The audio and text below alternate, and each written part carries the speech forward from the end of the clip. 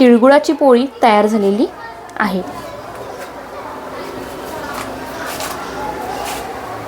तर एवढं सारण आपण नेहमीचंच उरतं आणि ते उरावं देखील, ते एक शुभ मानलं जातं की कोणत्याही मोदकाचं सारण असो किंवा दिवाळीत केलेल्या करंजीचं सारण असो किंवा असं मकर संक्रांतीला केलेल्या तिळाचं सारण असो, ते जर उरलं ना की म्हणतात की बाबा शुभ आहे.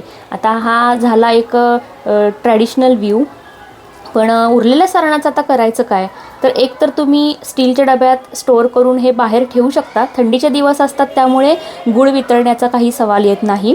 आणि जर उन्हाळ्याचं जर म्हणजे दमट वगैरे वातावरण असेल एखाद्या ठिकाणी एखाद्या प्रदेशामध्ये, तर तुम्ही हे फ्रीजला देखील ठेवू शकता. फ्रीजला ठेवाल तर 15 ते 20 दिवस हे चांगलं सारण टिकतं.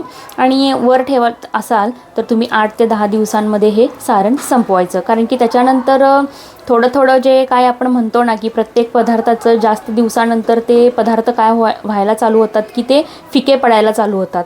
तर पोळी तशी खमंग लागणार नाही जितकी ताजी असताना लागते. तर आता हे मी माझ्याकडे काचेचा डबा आहे, एअरटाईट कंटेनर आहे, त्याच्यामध्ये मी आता हे स्टोअर करून ठेवते.